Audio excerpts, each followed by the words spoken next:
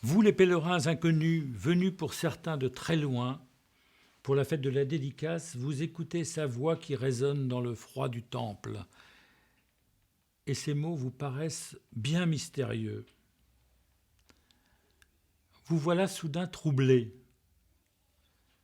Si vous croyez au fond de votre cœur qu'il est le berger envoyé par le Père pour rassembler son troupeau, vous êtes soudain moins sûr de ce que vous êtes. Qui êtes-vous en effet ? Vous n'en savez plus rien. Vous gardez en mémoire le passage de la loi. Si le Seigneur s'est attaché à vous et vous a choisi, ce n'est pas parce que vous étiez un peuple plus nombreux que les autres. En fait, vous êtes un peuple peu nombreux par rapport aux autres, mais le Seigneur vous aime. Et il a accompli ce qu'il a promis à vos ancêtres. Grâce à sa force irrésistible, il vous a fait sortir du pays où vous étiez esclaves. Il vous a arraché aux griffes de Pharaon, le roi d'Égypte. Jusqu'à présent, fort de ces paroles, vous pensiez que tout le peuple d'Israël faisait partie du troupeau. Et voilà qu'il dit à certains qu'ils n'en font pas partie. Et votre cœur s'inquiète.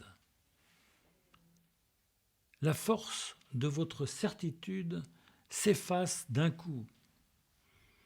Êtes-vous en effet de ces brebis données par le Père ?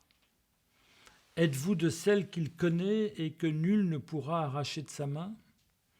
Pas même celui qui attira Adam dans le pire de ses pièges. Vous n'en êtes plus persuadé, car vous connaissez vos faiblesses et la fragilité de votre foi. Qui peut, en effet, affirmer qu'il est un disciple fidèle ?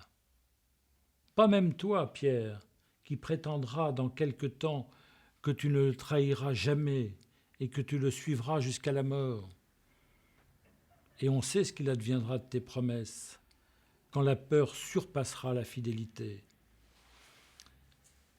Il vous faut retrouver alors la source de votre amour. Seul Dieu lui-même peut vous assurer de votre amour. Oui, vous les membres de mon troupeau, vous êtes des hommes dont je prends soin, car je suis votre Dieu. C'est moi le Seigneur qui l'affirme, dit Ézéchiel.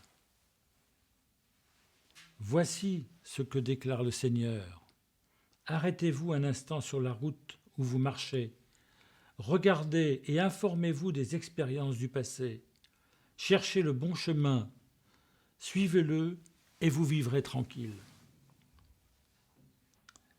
Mais elles ne vous rassurent pas entièrement, ces paroles, car vous savez maintenant que vous avez à choisir ou non le Seigneur. Nous avons, comme vous, à choisir de passer par la porte de l'enclos, à marcher dans ses pas et à le suivre partout où il ira. Qu'importe le lieu où il nous conduira, c'est à lui qu'il nous fait nous attacher, car c'est lui le chemin. Nous non plus, en effet, ce n'est pas en nous-mêmes que nous pouvons trouver la certitude de notre amour pour lui, mais c'est dans la confiance que nous avons en lui que nous pouvons l'aimer.